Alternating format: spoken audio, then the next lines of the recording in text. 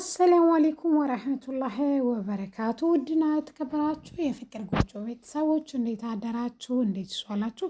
ሁላችሁንም እንደ ሰዓት አቆጣጠራችሁ ሰላም ሰላም ብያለሁ ማለት ነው። ዛሬ ይዤላችሁ የመጣሁት ትንሿ ድራማን ክፍል የልብ ፊደል የተሰኘውን ትንሿ ድራማን ክፍል 41 ነው ማለት ነው።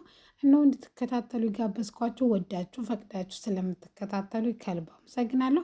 ለቻናሉ አዲስ ከሆናችሁ ሰብስክራይብ፣ ነባሩ ላይክ፣ ሼር እያደረጋችሁ ሀሳብ አስተያየታችሁን ደግሞ ኮሜንት እያስቀመጣችሁኝ አብራችሁ ቆዩ ማለት ነው።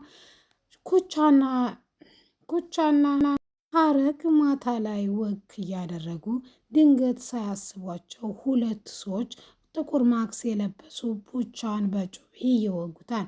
እሷም በጣም ደንግጣ እየጮኸች እያለች በአጋጣሚው ደግሞ እኑና ኢዛና ወክ እያደረጉ ነበረ። አጋጣሚ ሆኖ እለት በእለት ቢደርሱለትም ነገር ግን ቹቻን ከጩቤ መወጋት ሊያተርፉት አልቻለም። አብሮት የነበረው ጌዲዮን ስለነበረ በአሁን ባለው ደግሞ እንትናን እየጀነጀነ ስለነበረ እኑን የሚጀነጅናት ጌዲዮን ስለነበረ ድንገት አጠገቦቻቸው ሲያያት በጣም ይደነግጥና ክው ብሎ ይቀራል። እጅ ቢሰጡ ደስ ባለው፣ ነገር ግን ታጠገቡ ቶሎ ኤልያስ እንዲሄዱ ያደርጋል። ከሄዱም በኋላ ትንሽ ሳይቆዩ ይጣላሉ። አንተ ምን ሆነህ ነው እንደዚህ ፍዝዝ ደንግዝ ያልከው? ምን ፈልገህ ነው?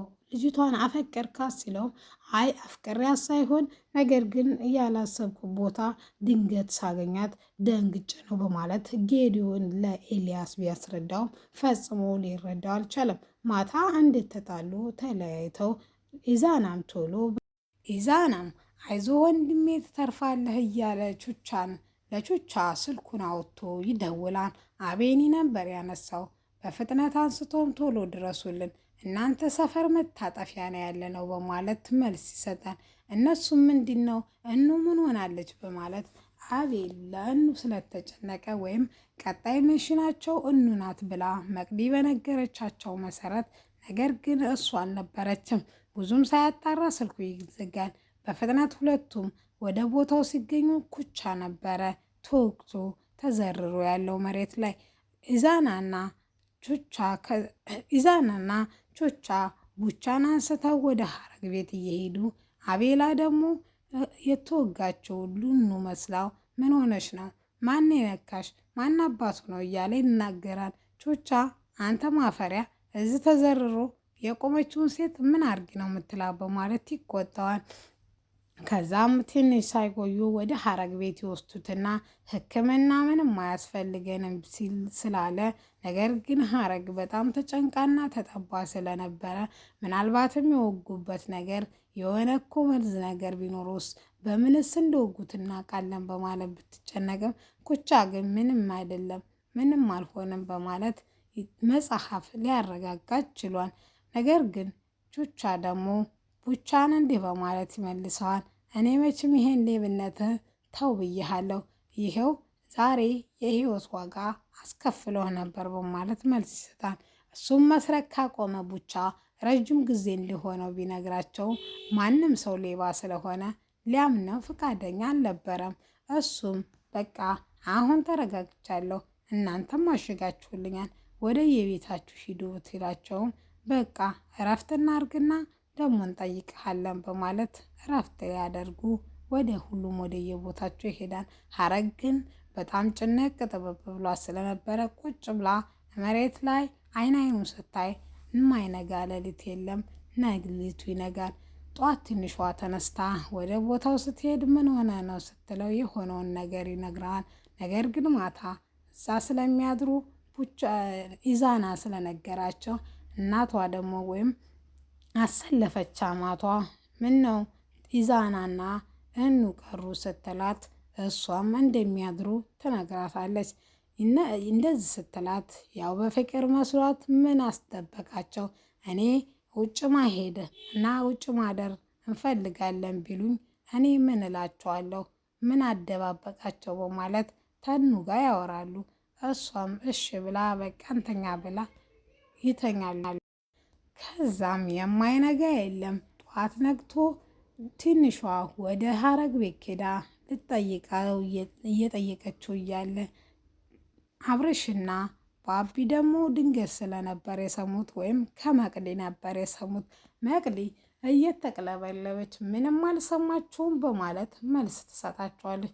እነሱም የተሆነውን ነገር ለምን አትናገርም ሲሏትም ቡቻን በጩቤ ወግተውታል፣ እነማን እንደሆኑ አናቅም ሲላትም እሷም በቃ እኔ አሁን ጠይቄው ሲመጣ እናንተ ደግሞ ትሄዳላችሁ ሲልም ሁሉም ስለጠየቁት ልዑልም ድንገት ስልካቸውን ሲደውል እነሱ ጋር እንደሆነና ኩቻ እንደተመታ ስለነገሩት ጠይቀውት ወደ ቤት ሲመለሱ ትንሿ እየጠየቀችው እያለ ባቢና አቤል ይመጣሉ። እሱም ቁጭ ብሎ እንዴት ነህ ወንድሜ ብሎ እየጠየቀው እያለ እሷ መታ እንዴት ነህ ምናምን እያለችው ዘመዳዊ የሚጠይቀውን ወይም ማንኛውም ሰው እንደሚጠይቀው እየጠየቀችው አንቺ ቆንጆ መጣሽ በማለት ባቢ እጇን ይዞ ሶፋ ላይ አስቀምጦ እጆቿን ይዞ ስሯ ከንበርክኮ አይኖቿን እያየ ነበረ። ምንም ያክል ደቂቃ ሳይቆዩ ይዙ ይመጣም። ይዙም እንደመጣም በጣም ተናዶና ምን እያደረጉ እንደሆነ ይጠይቃቸዋል። እነሱም እና አቤልና ቡቻም ተው ብለውት ስለነበረ አልሰማም ብሎ ነው። ስለዚህ ምንም አይደለም ብላ ትንሿ ለኢዙ ልታስረዳ ብትሞክርም ነገር ግን ኢዙ በጣም ተናዷል። ምክንያቱም ያየሁትን ነው ማምነው ወይስ የምትነግሪ ነው? ባለፈው ጀምሬ ይሄ ልጅ ይቅርብሽ ብዬሽ ነበረ አንቺ ነሽ በማለት ይበሳጭባታል። እሷም ተከትለው ልታስረዳው ብትሞክርም ነገር ግን እሱ ሊሰማት ፈቃደኛ አልነበረም። እሷም ምን አይነት ሴሰኛ ብሆንስ እንዴት ድንገት ከቤትህ ላመጣው እችላለሁ? አረ ኢዛና ስስመው አየኸኝ ወይስ አብሬው ስተኛ? ምን አይተህ ነው ባልተጨበጠ ነገር ያዙ ይልቀቁኝ እያልክ ያለኸው? ቆይማን እኔ የማልወድ ነው ወይስ ካንተ ምን አጥቼ ነው በማለት ትመልስለታለች። ቅድስትና ደግሞ አብርሽ እንደገና እንዳዲስ መታወቅ አለብን፣ እኔና አንቺ የተዋወቅንበት ወይም ልንወራረድብሽ እንደተወራረድንብሽ ስላወቅሽ ያ ነገር ደግሞ የምትረሹ ከሆነ ስለዚህ እንዳዲስ እንተዋወቅ በማለት አብርሽና መቅዲ ቅድስት አብረው ሊሆኑ ወይም አብረው በፍቅር ሊሆኑ እንደ አዲስ ይተዋወቃሉ።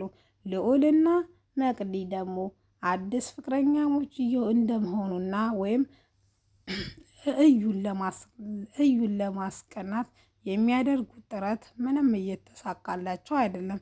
እዩ ምንም ያክል ክፉና አረመኔ ሴት ቢሆን ነገር ግን ልዑል ከሌላ ሴት ጋር ሆኖ ስታየው አይኗ ደም ነው የሚለብሰው።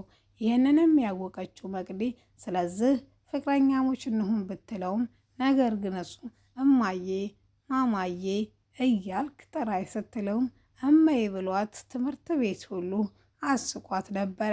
ስለዚህ ይሄን ልምምድ ለማድረግ ወደ እነ እዩ ሰፈር ሄደን ዛሬ ማታ ላይ አስፓልት ለግብለብ እናደርጋለን በማለት መልስ ትሰጠዋለች። እሱም በሀሳቧ ተስማምቶም አሁን መሄድ እንዳለበት ይነግራታል። ኢዛናና ትንሿ በጣም ስለተጣሉ ጥላው ከዛ ተቤት ትሄዳለች። በዚህ በኩል ደግሞ ኤልያስና ጌዲዮን ኤልያስ አፍቅረሃታን ነው ሲልም እሱ ግን በ3 ቀን ውስጥ እንዴት ላፈቅራት እችላለሁ ቢልም ምንም አሳማኝ አይደለም። ትናንትና አስይዞን ነበረ። ስለዚህ ጀማውን መቀላቀል ከፈለገ አንድ ነገር ማድረግ አለበት። እሱም እኑ ጋር ደውሎ ማታ አካባቢ እንድትወጣ አድርጎ በጥፊ 2 እንዲመታት ማድረግ ነው ይለዋል። እሱም ብዙም ቢከራከርም ነገር ግን ጓደኝነታችንን ከፈለግ ይሄን አድርግ በማለት መልስ ይሰጠዋል። ግን ምሽት ሳይደርስ ፈጠን ብሎ ወደ እኑ ሰፈር ሄዶ ማታ እንዳትወጣና ወይም ማታ ተዛ ተቤት እንዳትወጣ ሲነግራት እሷ ግን እልከኛ ስለነበረች ምን አገባህ ማታ አንተ እንደወጋኸው አውቃለሁ ስትለውም ታዳ ለምን እውነቱን እያወቅሽ አተናገርሽም ሲላትም እሷም ጸጥ ትለዋለች። ወዲያውና ኤልያስ መጥተው እጇን አንጠልጥለው ይወስዷታል። ጌዲዮን በየሆነ ባለው ነገር ምንም ደስተኛ ያልሆነው ነገር ግን ምንም ማድረግ አልቻለም። ጓደኞቹን ይፈልጋል። እኑንም በዛው አጋጣሚ ማስቀየም አይፈልግም። ነገር ግን ደግሞ በዚህ በኩል ደግሞ ሁለተኛ ስራቸው ትንሿን ጠልፈው ድጋሜ በሁለተኛ ለዮሲ ወይም ለጆኒ ሊያቀርቡለት ነው። ውድና የተከበራችሁ የፍቅር ቆጮ ቤተሰቦች